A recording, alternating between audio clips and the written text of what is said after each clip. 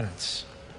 A group of Geneva residents are trying to save what they say is an architectural treasure of the Finger Lakes.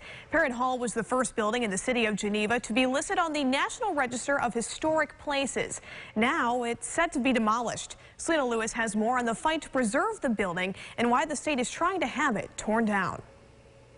To some, Parrott Hall is a dilapidated public safety hazard, but to others like Bruce Reich, it's a piece of Western New York's history, a piece he's been working for more than a decade to preserve. So beautiful.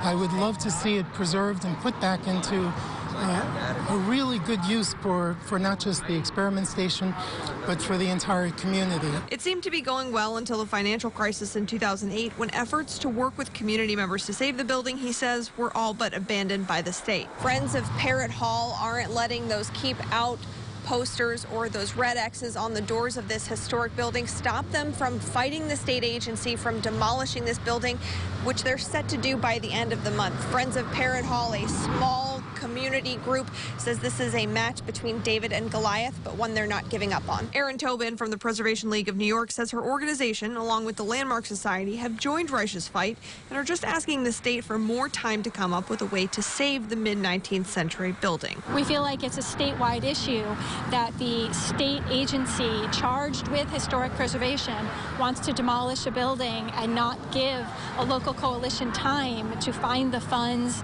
to do the work to stabilize the building. Let's buy more time before we do something that's absolutely irreversible. In Geneva, Selena Lewis, News 8.